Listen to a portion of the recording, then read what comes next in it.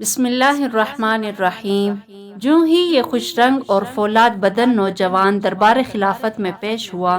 تو حاضرین مجلس اس کی دلکش گورے بدن کا غور سے مشاہدہ کرنے لگے۔ اس جوان سال کا قدرے بڑا سر، خوبصورت چھوڑی پیشانی اور اس پر لٹکے ہوئے خمدار سیاہ بال، ہلکی باریک بویں، دراز پلکیں، سرمگی آنکھیں، خوشنما رخسار، نازک ہونٹ اور اولو جیسے شفاف دانت اور خوشنما دبلا پیٹ اور چھوڑا سینہ اور چاند سے بڑھ کر حسین چہرہ دیکھنے والوں کی آنکھوں کو خیرہ کر رہا تھا۔ حاضرین اسے دیکھتے اور بار بار دیکھتے تکتے نہ تھے۔ اسے دیکھ کر امیر المؤمنین عمر فاروق رضی اللہ تعالیٰ عنہ کو یقین آ گیا کہ واقعتاً یہی وہ نوجوان ہے جس کا جمال مقناطیس کی طرح راہ چلتی خواتین اور گھر بیٹھی دوشیزاؤں کو اپنی طرف کھینچ رہا ہے، اور وہ رات کی تاریکیوں میں جذبات سے مغلوب ہو کر اس کے حسن کے گیت گا رہی ہیں۔ آپ نے خواتین کو اس کے دلربا حسن کے فتنے سے بچانے کے لیے اس کا سر مونڈنے کا حکم دے دیا۔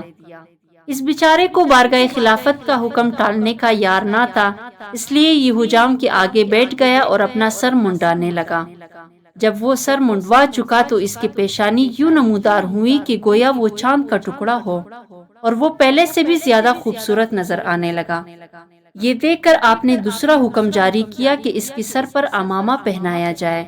چنانچہ وہ عمامہ پہن کر مزید خوبصورت نظر آنے لگا، تو راہ چلتی خواتین کی نگاہیں اس کی سرمگی آنکھوں پر مرکوز ہونے لگیں اور وہ اسے گلی کوچوں میں دیکھ کر مبہوت رہ جاتی۔ یہ دیکھ کر امیر المؤمنین نے حکم دیا کہ اے نوجوان، تم اس شہر میں نہ رہو اور بصرہ چلے جاؤ۔ اس نے وجہ پوچھی تو آپ نے صرف اتنا ہی جواب دیا کہ یہ میرا حکم ہے، اور مزید کچھ نہ بتایا۔ اس بیچارے نے بارگاہ خلافت کے حکم کے سامنے سر تسلیم تو خم کر دیا، لیکن اسے سمجھ میں نہ آ رہا تھا کہ اس کے ساتھ ایسا سلوک کیوں کیا گیا۔ جب اس نے امیر المؤمنین کی کسی ہم نشین سے اس کارروائی کا سبب پوچھا تو اس نے بتایا کہ معاملہ دراصل یہ ہے کہ گزشتہ رات جب دارالخلافہ کی رعایا میٹھی میٹھی نیند کی مزے لوٹ رہی تھی تو امیر المؤمنین حسب معمول دارالخلافہ کی گلی کوچوں کا گشت کر رہے تھے کہ نصف شب کے قریب ایک دروازے پر سے ان کا گزر ہوا تو ان کے کانوں میں ایک خاتون کی آواز پڑی جو بڑی پرسوز آواز سے شعروں میں اپنے آرزو کا اظہار کر رہی تھی اور کہہ رہی تھی، بلا کوئی صورت بن سکتی ہے میں شراب پی سکوں، اور بلا کوئی راہ نکل سکتی ہے کہ میں نصر بن حجاج کے پاس پہنچ جاؤں، اس نوجوان کے پاس پہنچ جاؤ جو شریف النسل ہے، نوخیز ہے، خوبرو ہے، عزت دار ہے اور ضدی بھی نہیں ہے، وہ بلند مجلسوں والا ہے، ہم سروں کو واپس دھکیل دینے والے قبیلے سے ہیں، قابل دید جوانی میں قدم رکھ چکا ہے، اس کا چاند کا سا مکھڑا تاریک رات کو جگمگا دیتا ہے۔ جن ہی آپ کے کانوں میں یہ اشعار پڑے تو فرمایا، اچھا میرے ہاں اس شہر میں ایسا نوجوان بھی جس کی حسن و جمال کا تذکرہ نوجوان خواتین اپنے پردوں میں بھی کر رہی ہیں؟ تو انہوں نے فوراً حکم دیا کہ اس نوجوان کو میرے سامنے لاؤ۔ تو ان کے حکم سے آپ کو بلایا گیا۔ جب حاضرین نے آپ کے خوبصورت چہرے کو دیکھا تو مان گئے کہ واقعی یہ ایسا نوجوان ہے کہ اگر اس کی خوبصورتی کو مصنوعی طریقے سے کم نہ کیا گیا تو خواتین کے بہک جانے کا خطرہ ہے۔ چنانچہ انہوں نے اپنے خیال میں آپ کی خوبصورتی کم کرنی چاہی تو آپ پہلے سے بھی بڑھ کر خوبصورت نظر آنے لگے، اور انہیں حساس رپورٹیں ملنے لگی، اور وہ سوچنے لگے کہ اگر اس پاکیزہ دل نوجوان کو یہاں رہنے دیا گیا تو یہ کسی دن کسی کے تیر نگاہ کا شکار ہو جائے گا۔ اس لیے انہوں نے آپ کو بصرہ بیچنے اور وہاں بسانے کا پروگرام بنایا ہے، لہٰذا اللہ کا نام لیجئے اور رخت سفر باندھ لیجئے۔ امیر المؤمنین آپ کو بصرہ بیچنے کا عزم مصمم کر چکے ہیں، اور وہ اس ارادے سے ٹلنے والے نہیں۔ حضرت حجاج سلمی رضی اللہ تعالیٰ عنہ کا یہ خوبصورت اور حسین و شکیل بیٹا نصر بن حجاج اپنے بیوہ ماں کا بڑا خدمتگار اور اس کی آنکھوں کا تارا تھا۔ یہ جب کبھی اس کی نگاہوں سے اوجھل ہو جاتا، اس کی آنکھوں میں جہاں اندھیر ہو جاتا اور کھانا پینا بھول جاتی، اور اس کے متعلق موہوم خطرات میں گر جاتی، اور جو ہی یہ اس کے سامنے آ جاتا تو اس کے لیے جہاں روشن ہو جاتا۔ اسے مدینہ چھوڑ کر بصرہ میں جا بسنا گوارا تو نہ تھا، لیکن امیر المؤمنین کے حکم کے سامنے کسی کو دم مارنے کی مجال نہ تھی۔ اس بیچارے نے اپنا دل مضبوط کر کے امیر المؤمنین سے پوچھا بھی کہ امیر المؤمنین، میرے خوبصورت ہونے اور خواتین کے میرے طرف دیکھنے میں میرے کسی طرح کے قول و فعل کا دخل ہو تو بتائیں۔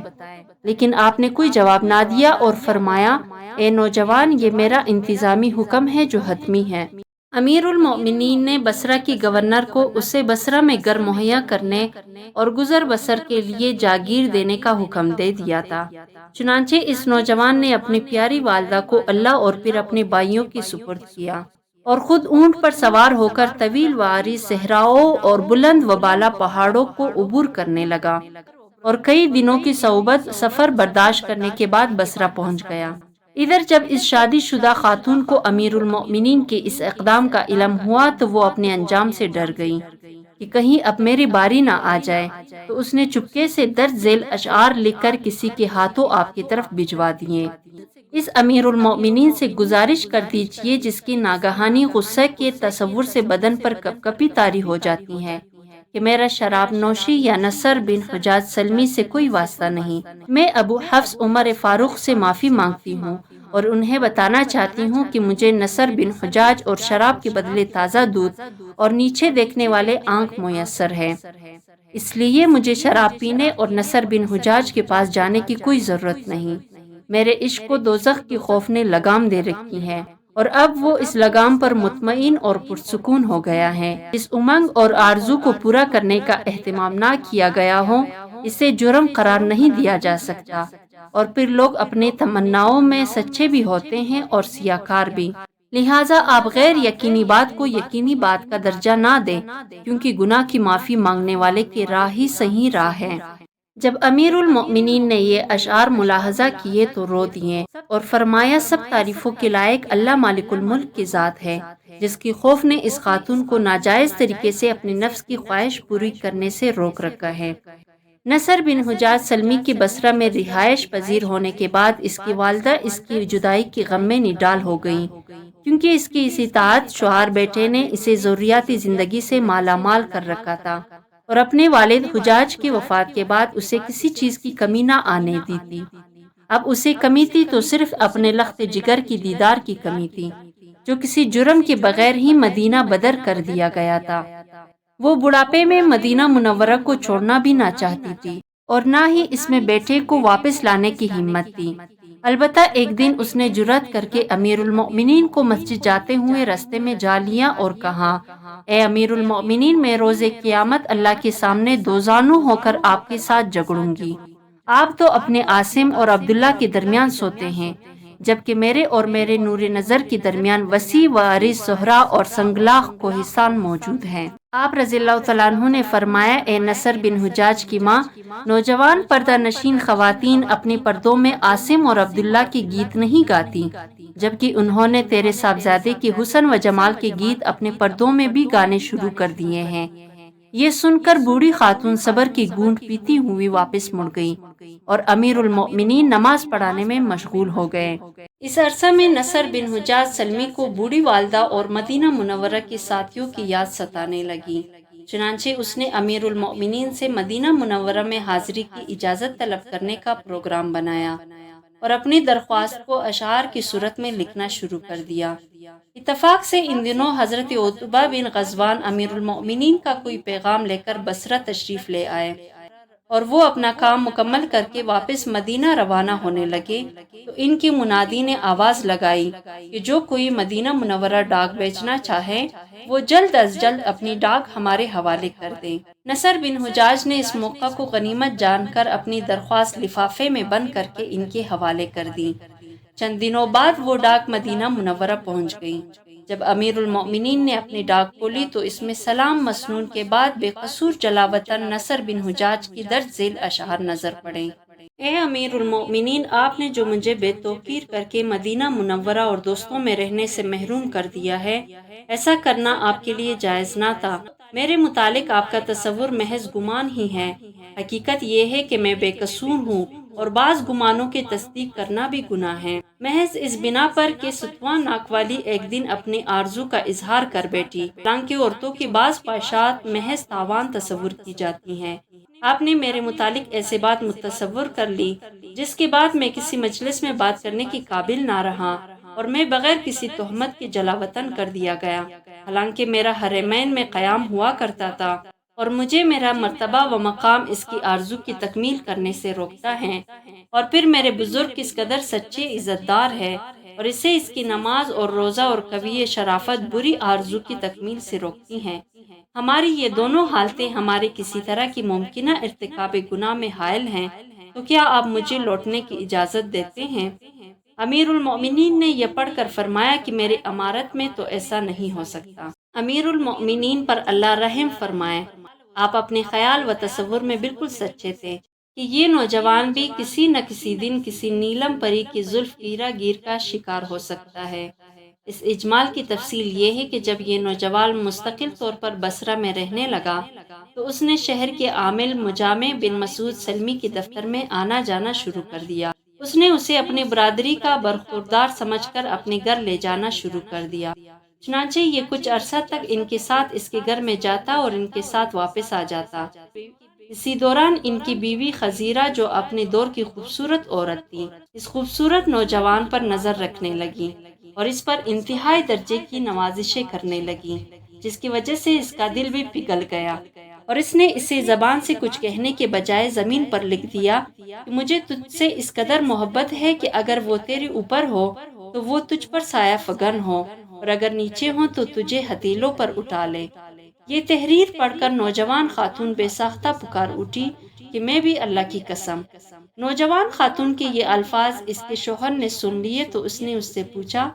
تیرے کہنے کا کیا مطلب ہے؟ اس نے کہا کہ نصر نے ہماری اونٹنی کو دیکھ کر اشارتاً کہا کہ یہ اونٹنی کس قدر خوبصورت ہے۔ مجاشع نے کہا کہ تیرا یہ کہنا اس بات کا جواب نہیں، مجھے سچ سچ بتا کہ تو نے ایسا کیوں کہا؟ اس نے کہا سچ پوچھتے ہو تو وہ یہ ہے کہ اس نے کہا تمہارا گھر کتنا خوبصورت ہے۔ مجاشع نے کہا کہ یہ بات بھی غلط ہے، تیرا کلام دراصل کسی بات کا جواب ہے اور تم مجھے جان بوجھ کر وہ بات نہیں بتا رہی۔ اسی دوران اس کی نگاہ زمین پر لکھی ہوئی عبارت پر پڑی۔ اس نے اس تحریر پر ایک بڑا سا مٹی کا برتن الٹا کر کے رکھوا دیا اور نصر کے جانے کے بعد اسے اپنے سیکورٹی سے پڑھوایا تو پتہ چل گیا کہ خزیرہ کا کلام دراصل اسی بات کا جواب ہے۔ جب نصر بن حجاج کو اپنے اس معاملے کے افشا ہونے کا علم ہوا تو وہ مارے شرم کے زمین پر گر گیا اور اسے اپنی اس حرکت پر اتنا افسوس ہوا کہ بستر سے اٹھنے کا یارا نہ رہا۔ جب مجاشع بن مسعود کو اس کی حالت کا پتہ چلا تو اس نے اپنی بیوی خزیرہ سے کہا کہ اب جا اور میرے بیمار برخوردار کو اپنے سینے کے سہارے بٹھا کر اپنے ہاتھ سے کھانا کھلا، شاید کہ اسی طرح ہی اس کی صحت بحال ہو جائے۔ خزیرہ نے یہ مطالبہ پورا کرنے سے جواب دے دیا، لیکن مجاشع بطور شوہر ہونے کے بھی اس بات پر اصرار کیا تو وہ مان گئی اور اسے کھانا کھلا کر واپس آ گئی۔ بعد ازاں مجاشع نے حضرت ابو موسیٰ اشعری گورنر کوفہ سے اس بات کا تذکرہ کیا تو انہوں نے کہا بس اسی وجہ سے تو امیر المومنین نے اسے مدینہ منورہ سے بصرہ بھجوایا تھا۔ چنانچہ انہوں نے نصر بن حجاج کو بصرہ سے فارس بھجوا دیا جہاں حضرت عثمان بن ابی العاص ثقفی گورنر تھے۔